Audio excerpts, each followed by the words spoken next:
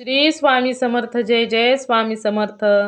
अनंत कोटी ब्रह्मांड नायक राजाधिराज योगीराज अक्कलकोट निवासी सद्गुरु श्री स्वामी समर्थ महाराज की जय.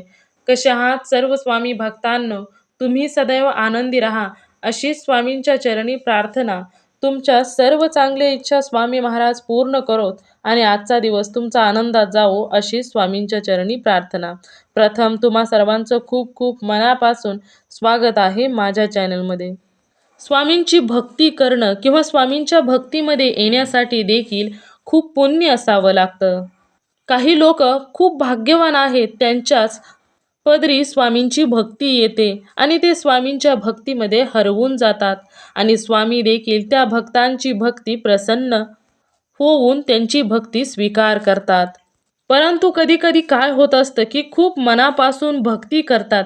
काही लोक स्वामींची दिवस रात्र नामस्मरण करतात, खूप सेवा करतात, परंतु त्यांना त्या भक्तीचं कोणत्याही पद्धतीचं फळ मिळत नाही.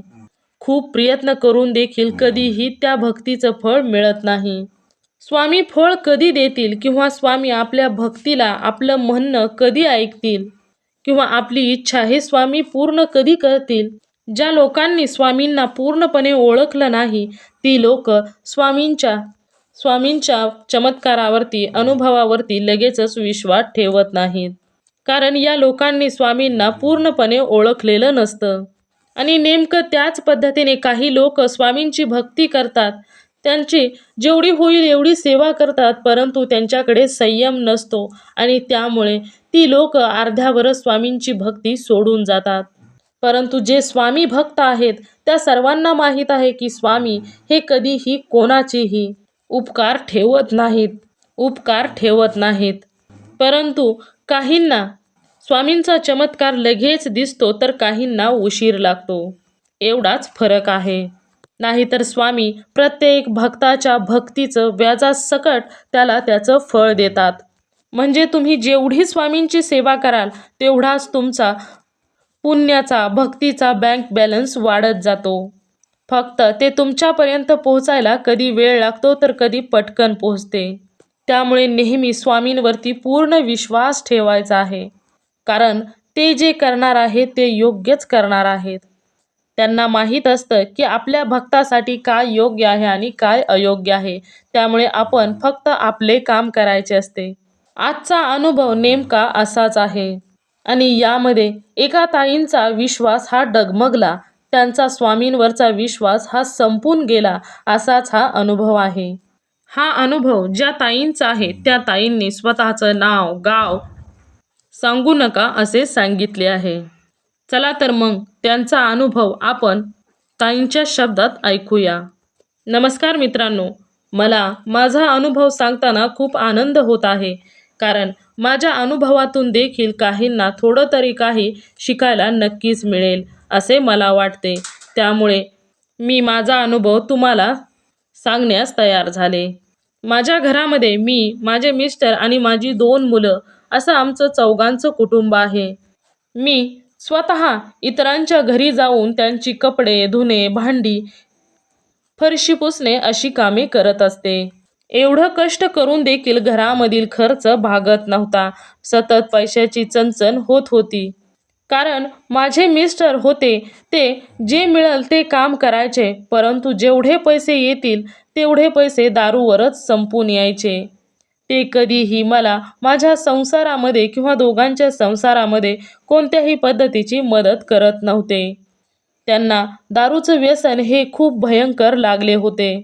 त्यामुळे दिवसभर जेवढे पैसे ते कमवतील तेवढे पैसे ते दारूमध्येच उडवत असत आणि घरी दारू पिऊन येऊन मला, मुलांना मारहाण करत आणि माझ्याकडे जेवढे पैसे आहेत ते देखील हिसकावून त्याची देखील दारू पिऊन येत होते.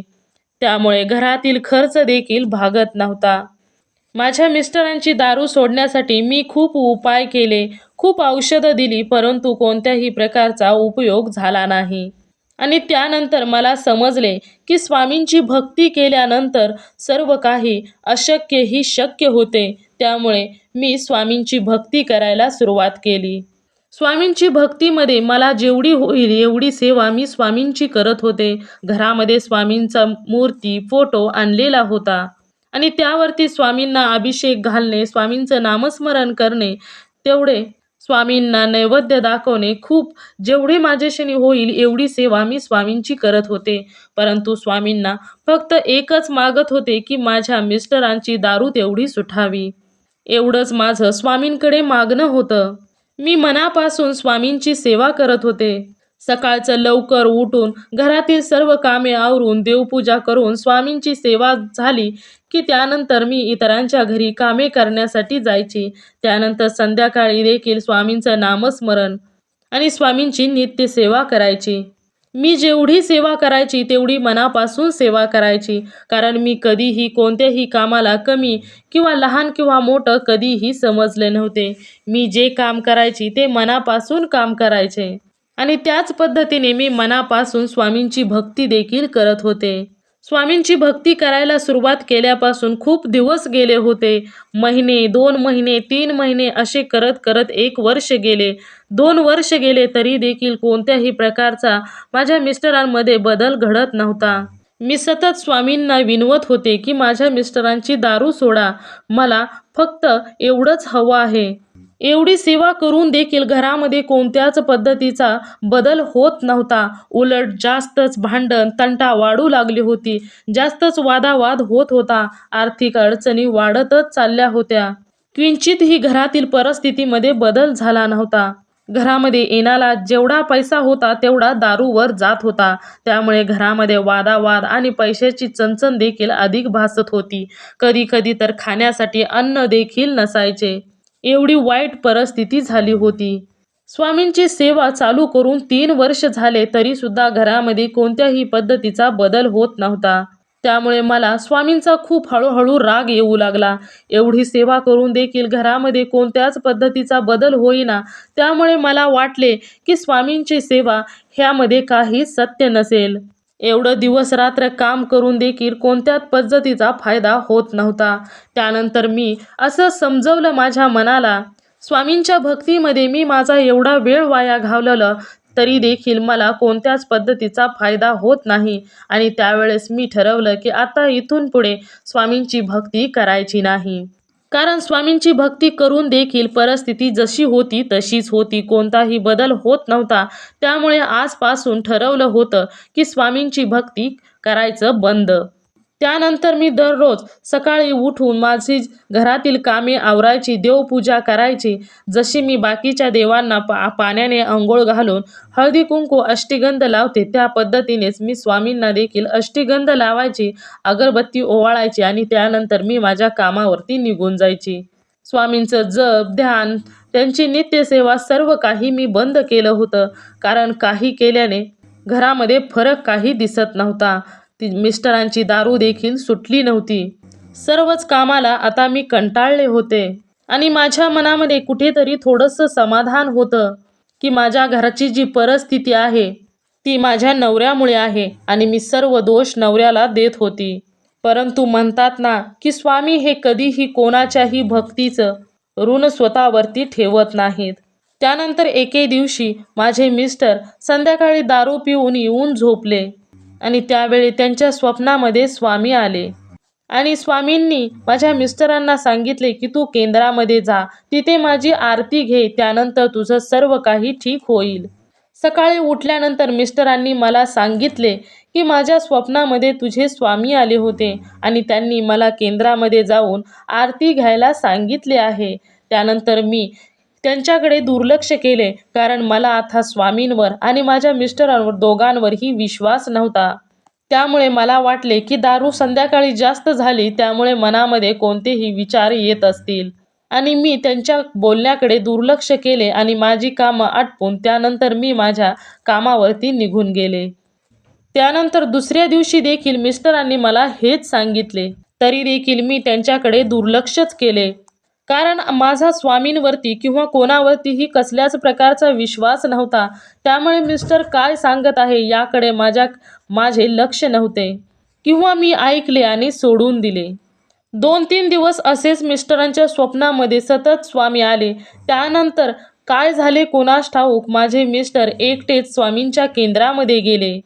तो होता तो गुरुवारचा दिवस. केंद्रामध्ये गेल्यानंतर लगेचच माझ्या मिस्टरांना हाक मारली आणि स्वामींची आरती त्यांच्या हातामध्ये दिली.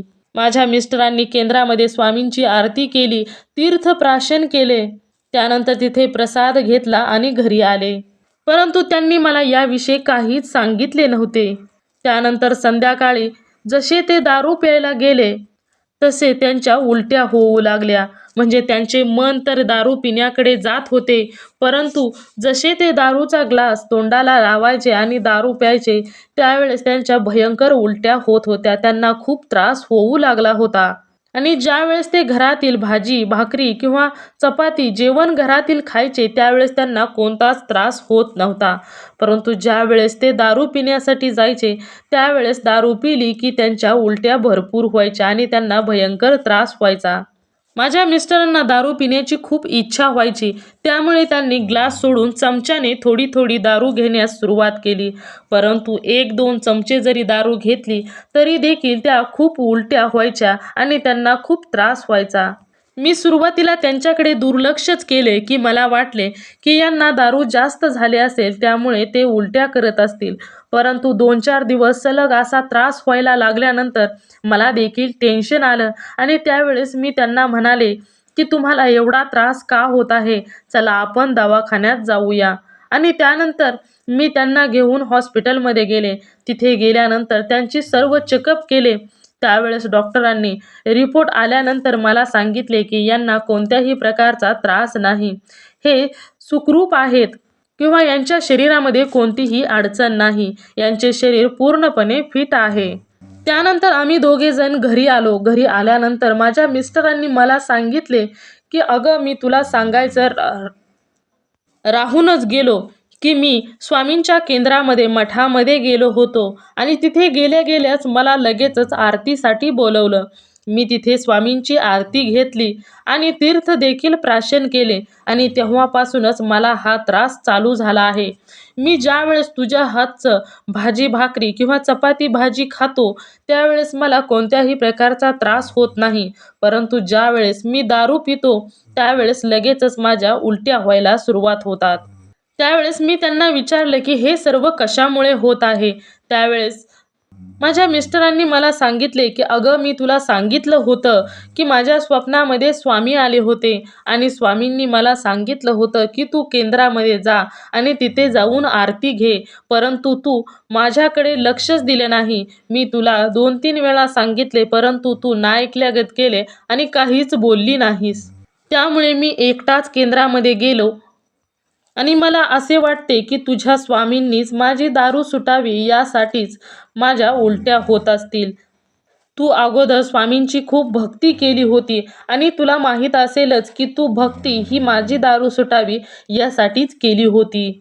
आणि तुझ्या भक्तीमुळे स्वामींनी मला दर्शन दिले आणि मला तीर्थ घ्यायला सांगितले, आरती घ्यायला सांगितली आणि तेव्हापासूनच माझ्या दारू पिल्यामुळे मला खूप त्रास व्हायला चालू झालेला आहे. त्यामुळे दारू पिल्यानंतर मला खूप त्रास होतो. त्यामुळे मी आता ठरवलं आहे की शरीरापेक्षा काहीही श्रेष्ठ नाही. त्यामुळे मी आता माझं शरीर जपणार आहे आणि इथून पुढे आता मी दारू सोडणार आहे. कधीही मी दारू पिणार नाही.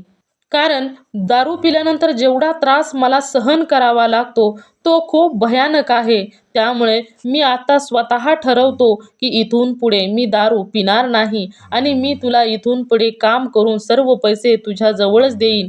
इथून पुढे मी दररोज काम देखील करेन आणि आपल्या मुलांना खूप शाळा शिकवूया आणि नोकरीला लावूया.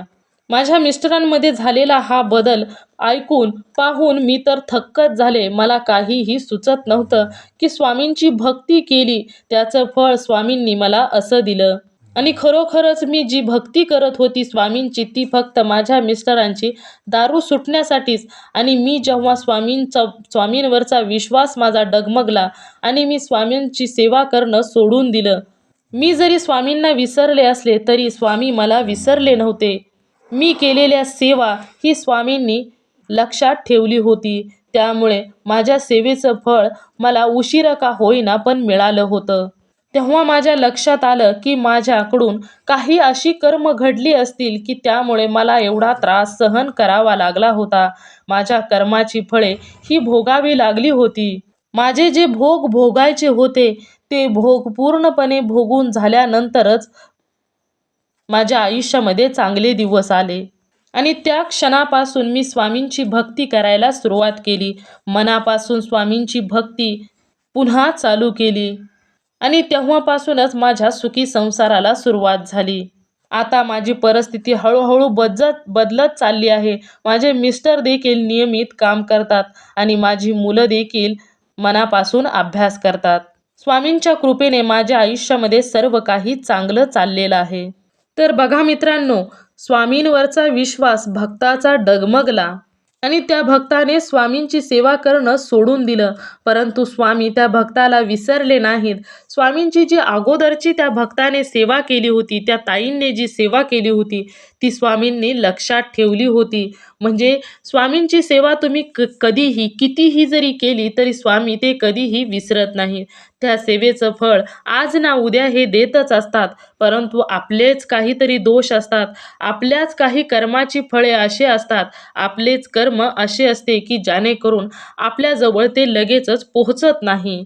ज्यावेळेस आपल्या कर्माचे भोग भोगून संपतात त्याच वेळेस आपल्याला त्याची प्रचिती येत असते. त्यामुळे तुम्ही कधीही कितीही सेवा करा, कमी करा किंवा जास्त करा, स्वामींची सेवा तुमच्याशाने जेवढी शक्य होईल तेवढीच करा. परंतु मनापासून मनोभावे सेवा करायची आहे. स्वामींवर पूर्णपणे विश्वास ठेवायचा आहे आणि विश्वासाने स्वामींच्या सेवेला सुरुवात करायची आहे. स्वामी कधीच म्हणत नाहीत की तुम्ही माझी एवढी सेवा करा. तुमच्याशाने जेवढी शक्य होईल तेवढीच सेवा करा, मनापासून करा. स्वामी हे सदैव तुमच्यावर प्रसन्न राहणार आहेत. तुमच्या आयुष्यामध्ये कोणताही त्रास असू द्या, कोणतीही संकट असू द्या, कोणतीही दुःख असली तरी फक्त स्वामींचं नाव घ्यायचं आहे, स्वामींची सेवा करायची आहे आणि सर्व काही स्वामींवरती सोपवून द्यायचं आहे. कारण स्वामी हे ब्रह्मांडाचे नायक आहेत. ते अशक्यही शक्य करतात. त्यामुळे निशंक होई रे मना, निर्भय होई रे मना, अशक्य ही शक्य करतील स्वामी. मनामध्ये कोणत्याही प्रकारची शंका आणायची नाही. सर्व काही स्वामी चांगलेच करणार आहेत. मित्रांनो, तुम्ही सर्वांनी मिळून माझा व्हिडिओ शेवटपर्यंत ऐकला त्याबद्दल मी मनापासून तुम्हा सर्वांची खूप खूप आभारी आहे.